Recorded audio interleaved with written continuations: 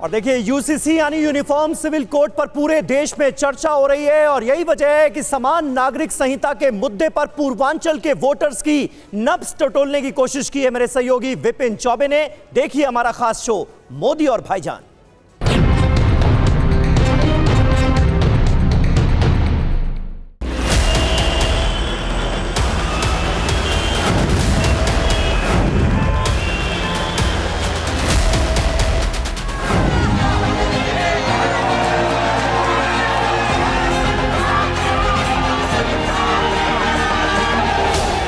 एक घर में परिवार के एक सदस्य के लिए एक कानून हो, परिवार के दूसरे सदस्य के लिए दूसरा कानून हो, तो क्या वो घर चल पाएगा? क्या कभी भी चल पाएगा क्या?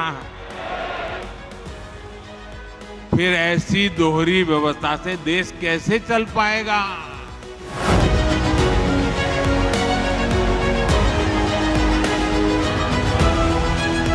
सोच ही है कि देश के अंदर ये लागू होना चाहिए।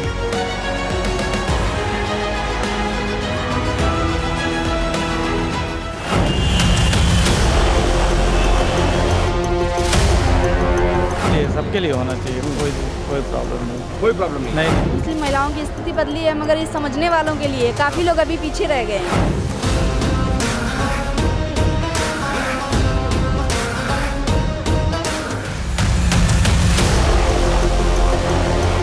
2024 के सत्ता संग्राम की धुरी अब यूनिफॉर्म सिविल कोड बनता जा रहा है। ऐसे में टीवी9 भारतवर्ष देश के सबसे बड़े सूबे उत्तर प्रदेश में पूर्वांचल के पावर सेंटर आजमगढ़ पहुंचा, जहां हमने जाना क्या भाईजान को कबूल है एक देश एक कानून। नमस्कार, बहुत स्वागत है आपका टीवी9 भारतवर्ष पर। मैं हूं आपके साथ विपिन चौबे और आज मोदी और भाईजान का ये सफर लेकर आ पहुंचा हूं मैं उत्तर प्रदेश के आजमगढ़, वो आजमगढ़ जो समाजवादी पार्टी का गढ़ कहलाता है और मुस्लिम आबादी इस पूरे शहर में, इस पूरे जिले में बहुत ज्यादा है। तो मुसलमानों के गढ़ में ये जानने के लिए कि 9 साल के बाद, केंद्र सरकार की 9 साल के शासन के बाद देश के और आजमगढ़ के मुसलमानों की स्थिति कितनी बदली, प्रधानमंत्री नरेंद्र मोदी को लेकर क्या सोचते हैं भाईजान और कैसा चल रहा है आजमगढ़ में इस वक्त मुसलमानों की स्थिति कैसी है, यही सब कुछ जानने और समझने के लिए आए हैं बड़ी तादाद में आजमगढ़ की जनता। तो एक बार तालियां बजाकर अपना जरा जोरदार स्वागत करिए और इसके बाद सवाल और जवाब का सिलसिला शुरू करेंगे। क्या मुसलमानों की स्थिति बदली या नहीं बदली? बदला है, लोगों की तालीम भी हुई है, तालीम बेहतर हुई है, उसी की वजह से बदलाव हुआ है, लोगों की सोच बदली है, लाभ भी हुआ है स्कीमों का। मुसलमानों को लाभ हुआ है? जी हुआ। आपको लग रहा है ऐसा है? जी हुआ है। अच्छा, कोई भेदभाव नहीं हुआ? नहीं भेदभाव नहीं। लोग तो बहुत कहते हैं कि मोदी जी और योगी जी जो है सब अपना अपना हरवा इस्तेमाल करती है, कोई ऐसा मसला नहीं है, लाभ हुआ है सबका। सही सबका मुसलमानों का लाभ है, सही बात कह रहे हैं। पासमानदा समाज को हमेशा नीचे से गिराया गया। मुसलमानों में सबसे बड़ा तबका जो है पासमानदा समाज है, उनको कभी जिक्र अभी प्रधानमंत्री ने किया। क्या प्रधानमंत्री के अलावा कोई नेता और मंच से करता हुआ नजर आया? आज तक पासमानदा के बारे में किसी ने बात की ही नहीं।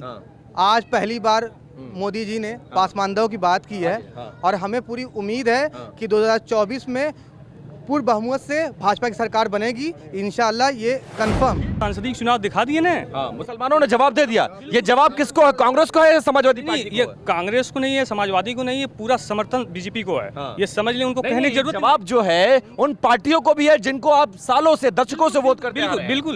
बिल्कुल जवाब है उनका, बिल्कुल जवाब है कि आप देख लीजिए, जो आप जातिवाद की राजनीति कर रहे थे, धर्म की राजनीति कर रहे थे, सब कुछ दूर हो गया, सब कुछ दूर हो गया। बीजेपी फिर से आएगी 2024 में, आप सब देखेंगे। एक महिला होकर ये बताइए, जो ट्रिपल तलाक जैसा मसला है, यूनिफॉर्म सिविल कोड जैसा मसला है, इन सबसे महिलाओं की स्थिति, खासकर मुस्लिम महिलाओं की स्थिति बदली या नहीं बदली? बदली है, मुस्लिम महिलाओं की स्थिति बदली है, मगर ये समझने वालों के लिए काफी लोग अभी पीछे रह गए हैं। उन्हें समझाने के लिए थोड़ा वक्त देना पड़ेगा। तो मुस्लिम महिलाओं की सोच बदली है कि नहीं मोदी जी के प्रति? बहुत ज्यादा बदली है। जो योजनाएं केंद्र सरकार लेकर आ रही है उसका फायदा मुसलमानों को मिल रहा है कि नहीं मिल रहा है, या फिर भेदभाव हो रहा है जैसा कि समाजवादी पार्टी, कांग्रेस, ओवैसी साहब कहते हैं? भेदभाव नहीं हो रहा है। जो सुविधाएं मिल रही है हिंदू भाइयों को, वही सुविधाएं मुस्लिम भाइयों को भी मिल रही है, बराबर की मिल रही है सुविधाएं।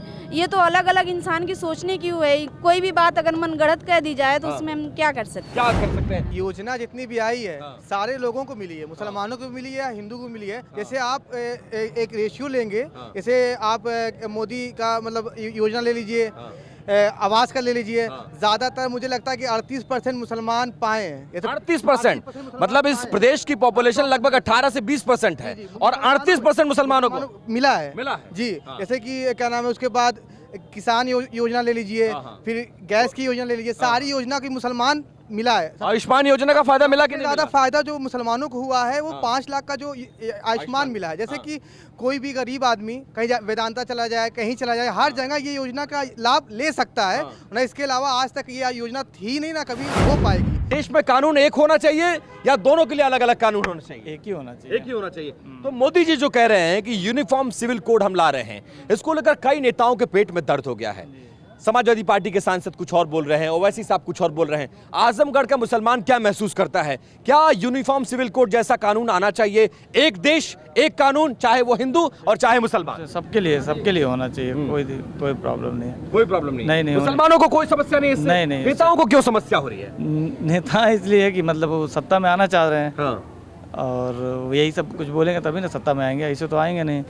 कभी सुना इसका नाम, पसमानदा मुसलमान का नाम? नहीं, कभी नहीं। पहली बार किसी नेता के द्वारा? किसी नेता के द्वारा नहीं सुना, पहली बार सुना गया है। हाँ। और पहली बात ये है कि बहुत सारी पार्टियां जो आती है अपनी रोटी सेकने के लिए, बहुत सारी चीज़ें करती रहती है अपनी कुर्सी के लिए।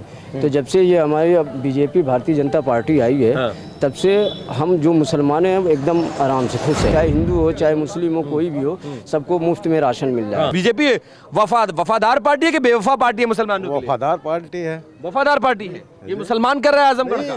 सिर्फ वफादार मुसलमानों के लिए नहीं, सारे लोगों के लिए है। अच्छा, चाहे हिंदू हो चाहे मुसलमान, बराबर काम कर रही है? बराबर काम कर तो रहे हैं। भेदभाव करने के आरोप कौन लगाता है? मैंने तो तमाम रैलियों में ये सुना था कि बीजेपी आएगी तो बड़ा भेदभाव होगा। डराया नहीं जाएगा तो कैसे लोग का ना सपा को और बसपा को वोट देंगे?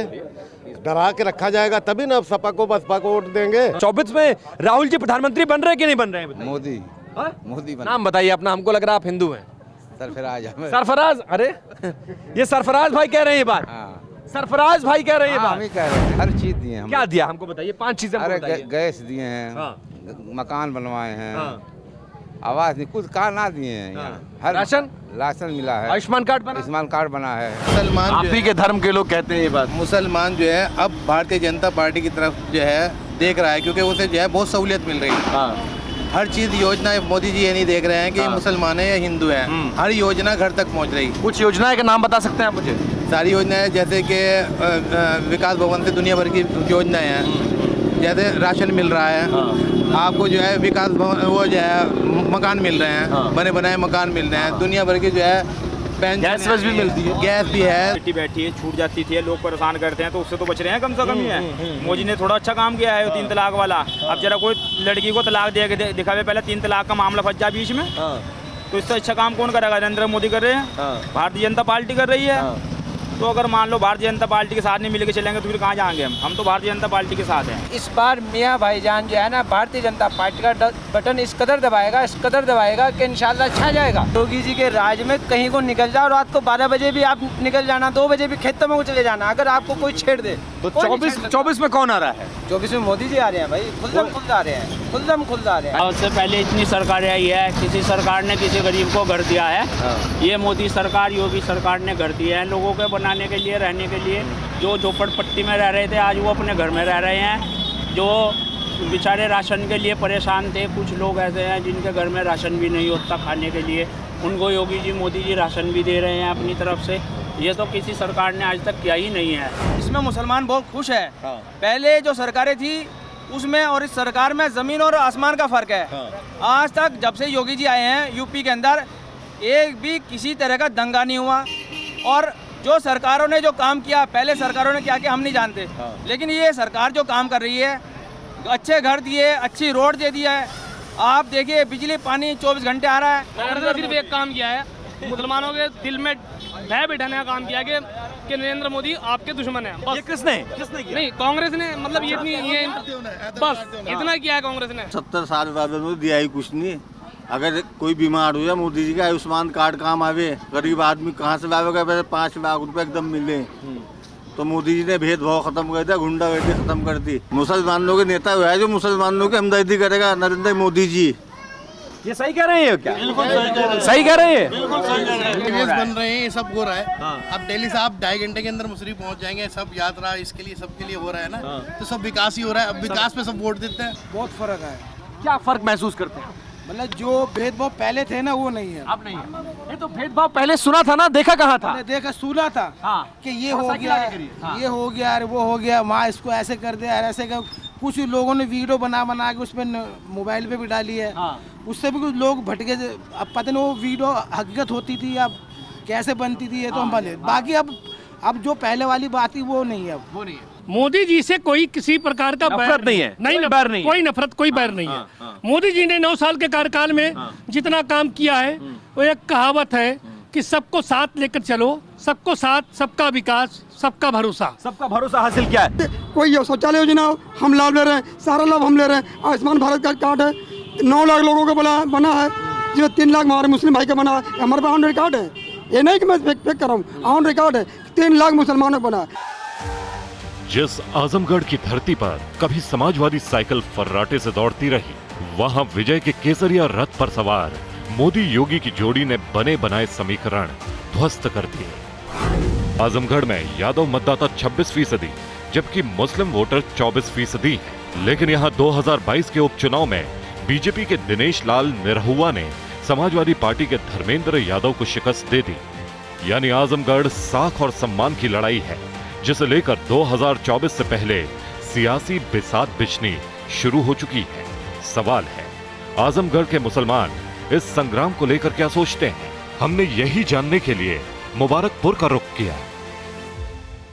तो हम आ चुके हैं आजमगढ़ के मुबारकपुर में ये जानने के लिए कि 9 साल के बाद नरेंद्र मोदी जी की सरकार जिस तरह से अपने 9 साल पूरे कर रही है, उसके बाद देश के मुसलमानों की स्थिति कितनी बदली, क्या योजनाओं का फायदा जमीन पर पहुंचा और देश का मुसलमान इस सरकार के 9 साल के कार्यकाल को लेकर क्या सोचता है। बहुत बड़ी तादाद में आपको नजर आएगा, मुस्लिम समाज के लोग नजर आएंगे और ये पूरा घनी आबादी वाला इलाका है और ज्यादातर लोग, लगभग 80 से 90% आबादी यहाँ पर मुस्लिमों की है। कुछ बदला आप लोग की जिंदगी, या जैसे 60 साल 70 साल कांग्रेस के राज में चलता रहा वैसे ही सब कुछ चल रहा है? बिल्कुल बदलाव हुआ है। यहाँ पे गरीबों को राशन मुफ्त में मिल रहा है, जैसे सबको मिल रहा है बगैर भेदभाव का। ये मुस्लिम बाहुल क्षेत्र है, यहाँ एक बिंदास मिल रहा है। और दूसरी चीज आवास से गरीबों का, मतलब आवास जो लोग नहीं बनवा पा रहे थे, इस आवास योजना से उनका मकान बन रहा है, इससे काफी जनता खुश है।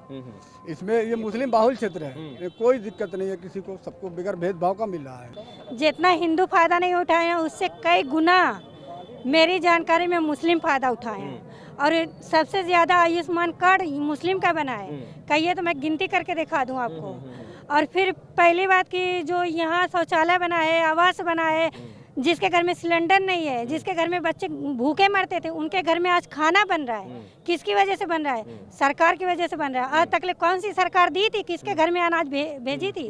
वो भी फ्री ऑफ कॉस्ट 2-2.5 साल से। हाँ, फ्री का मिल रहा है। 2.5 साल से नहीं मिल रहा है, कम से कम 3-4 साल से मिल रहा है फ्री का। कोविड के टाइम से मिल रहा है। जी। मैंने बहुत सुना था कि भाई बीजेपी आएगी तो मुसलमानों की स्थिति खराब हो जाएगी। खराब हुई है या बेहतर हुई है, बताइए। पहले तो कहने वाला मैं भी था।